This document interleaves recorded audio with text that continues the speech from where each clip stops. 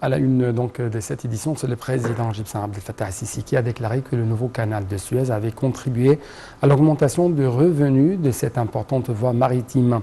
Et Sisi faisait référence ainsi à une campagne qui met en doute l'efficacité des projets nationaux réalisés récemment. Et Sisi a fait ces déclarations lors de sa visite à Ismaïlia, au cours de laquelle elle a assisté à l'inauguration d'un nombre de projets de développement. Les détails tout de suite.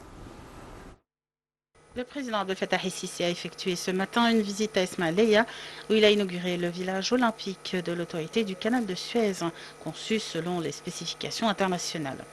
El-Sisi a inspecté ce village construit dans un endroit distingué à Ismaïlia sur une superficie de 3500 000 m², soit 86 feux.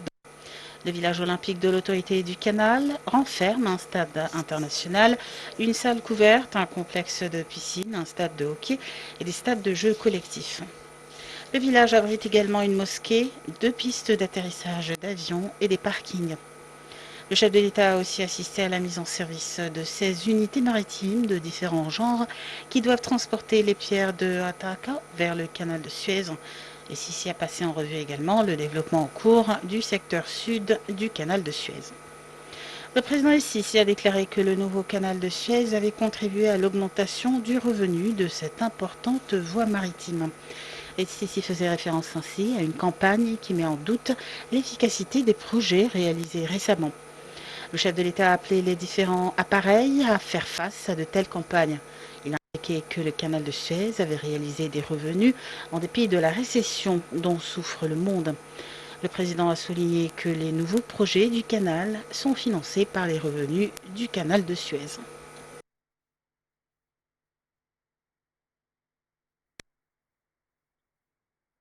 D'autre part, le Premier ministre égyptien, Dr Moustapha Madbouli, a rencontré l'envoyé spécial des Nations Unies pour le travail et le financement climatique et co-président de l'Alliance et financier Glasgow pour zéro émission, Marc Carney, en marge de sa participation au Forum de l'Égypte pour la coopération internationale et le financement du développement dans cette deuxième édition.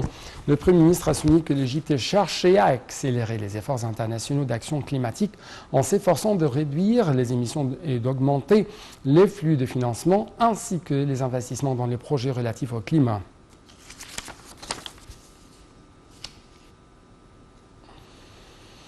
Le Premier ministre Dr Moustapha Madbouli a également effectué une visite à la Cité des Arts et de la Culture dans la nouvelle capitale administrative, accompagné du ministre de la Culture Dr Nivin El-Kilani. Au début de sa visite, le chef du gouvernement a souligné l'intérêt qu'attache l'État égyptien pour la réussite du grand et distingué édifice qui orne la nouvelle capitale administrative et lui ajoute un élan culturel et artistique distinct. Dr Madbouli a visionné un film documentaire sur les étapes de la création de la cité, soulignant que la ville avait connu de records taux de construction grâce à la solidarité des différentes institutions étatiques concernées.